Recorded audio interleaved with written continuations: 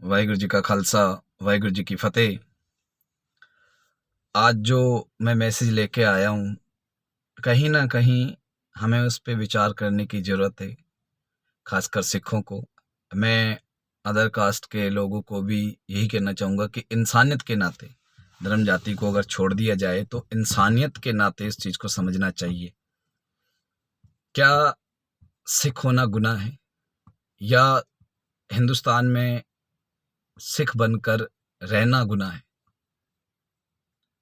क्योंकि जहाँ तक मैं जानता हूँ, अभी पीछे एक न्यूज़ देखी कि 1984 में जो कत्लेआम हुआ, जिसके पीछे हाथ जिसका था सज्जन कुमार, उसके ऊपर केस चला था और कोर्ट ने उसको शायद सजा भी सुनाई और बहुत ही जल्दी जो है उसको जमानत भी मिल गई और वो बरी होके बाहर भी आ गए।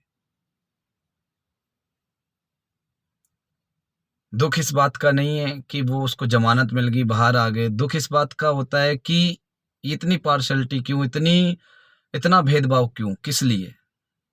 अगर वो हिंदुस्तान का नागरिक है तो क्या सिख हिंदुस्तान के नागरिक नहीं? किन सिखों से आप भेदभाव कर रहे हैं? उन सिखों से जो हिंदुस्तान के ऊपर जान देना जानते हैं, उनके साथ।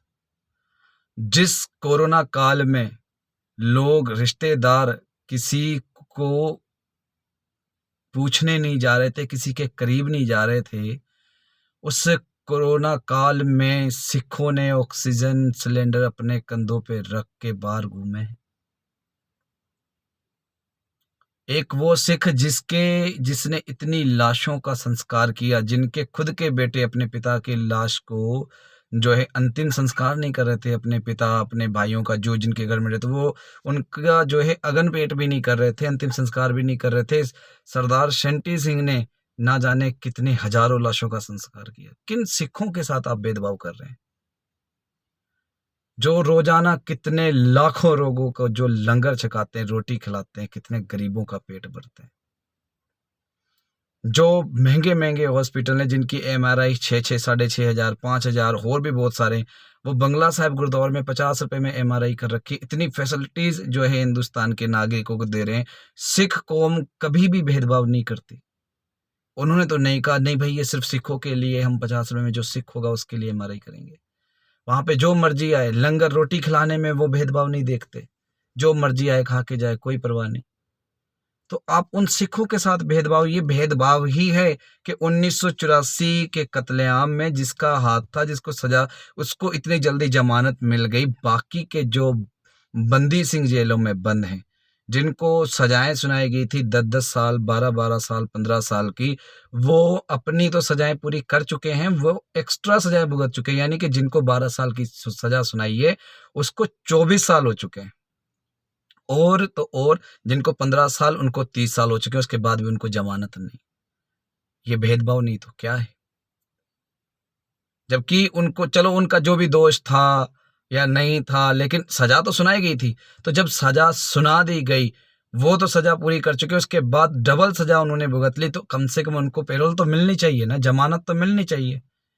आप उस बंदे को जमानत दे रहे हो जिसने 1984 में कत्लेआम मचाया, जिसने दंगे करवाए, लेकिन आप बंदी सिंहों को नहीं, उनको नहीं देंगे।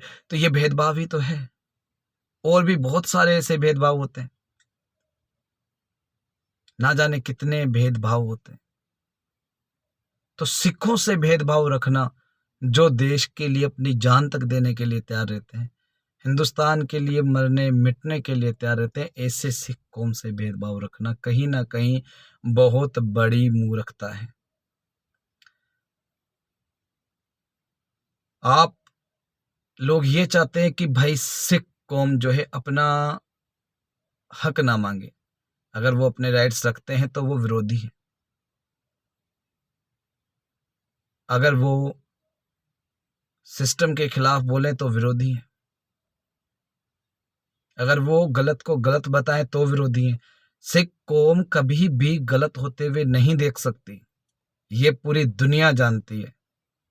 अगर गलत होते हुए देखती तो आज आप लोग, मैं सच कह रहा हूं, मुगलों के गुलाम होते। आप कभी भी आज़ाद नहीं हो सकते, कभी भी आज़ाद नहीं हो सकते थे।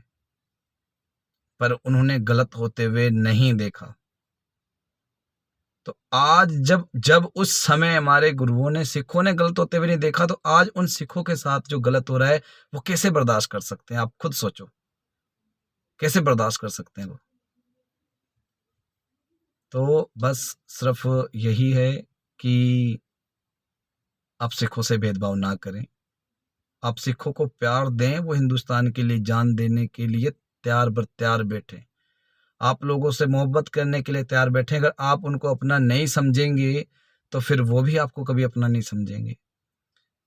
परमात्मा ना करे कभी देश पे कोई संकट आया और सिखों ने फिर मन बना लिया कि भाड़ में जाओ, अब हमने बहुत बर्दाश्त किया है, अब तुम जानो तुम्हारा काम जाने, तब क्या होगा?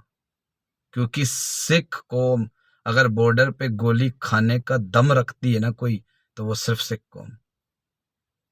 मारने और मरने से अगर कोई कौम नहीं डरती तो वो है सिख कौम। मैं इसलिए नहीं कह रहा कि चलो मैं सिख कौम से हूँ, मैं सरदार हूँ, मैं सिख हूँ, तो मैं अपने कौम की वाई वाई कर रहा हूँ। अगर मैं ना भी होता तो भी मैं जितना मैंने इतिहास पढ़ा है, जितना मैंने जाना है, तो सिख कौम को सैल्यूट है, शायद ऐसी कौम कोई है ही नहीं।